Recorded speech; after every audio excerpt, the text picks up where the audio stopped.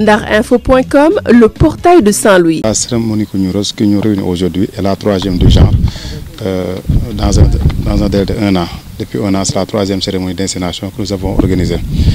Pour cette présente édition de cette présente cérémonie, il s'agit d'incinérer principalement des médicaments, des produits vétérinaires, des produits, des piles électriques, des cigarettes, mais surtout de la drogue. La drogue, aujourd'hui, il faut noter que nous avons eu l'occasion d'incinérer pour la première fois une sorte de drogue de synthèse qui est appelée la méthamphétamine et qui est estimée à 2,576 milliards. Donc tous les produits estimés, nous sommes presque à 3 milliards sur le marché intérieur. Donc c'est le lieu de féliciter les agents de douane qui sont sur le terrain et qui ont depuis quelque temps adopté une position de veille sécuritaire. Et cela conformément aux instructions du directeur général des douanes. Donc la cérémonie est surtout l'occasion aussi d'appeler nos autres collègues des autres forces de sécurité et de défense vraiment de mutualiser les forces parce que nous avons constaté que le trafic de médicaments surtout est en passe de devenir un véritable fléau pour la santé publique pour les populations. Donc c'est l'occasion de mutualiser les efforts, vraiment faire en sorte d'enrayer ce phénomène. Oui, nous sommes là encore une fois au niveau de ce site pour procéder à une activité d'incinération de produits impropres à la consommation, mais aussi de la drogue, des médicaments, des piles électriques, donc saisis par les forces de défense et de sécurité de la région de Saint-Louis.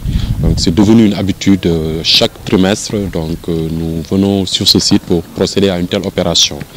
Cela dénote du travail réalisé par les forces de défense et de sécurité pour combattre la contrebande, mais aussi la commercialisation de produits impropres à la consommation, comme les médicaments qui sont nuisibles à la santé, mais aussi de la drogue. Pour rappel, aujourd'hui nous avons incinéré des produits d'une valeur d'à peu près de 3 milliards de francs CFA, constitués principalement de médicaments, de piles électriques, mais surtout de la méthamphétamine, donc estimée à 2,5 milliards. Donc c'est l'occasion de féliciter toutes les forces à leur tête, donc la douane, la police, la gendarmerie, les sapeurs-pompiers, tous les membres du comité régional de sécurité qui s'activent depuis plus d'1 année en mutualisant leurs forces pour assurer la sécurité de l'avant-territoire du Sénégal, c'est-à-dire la zone nord.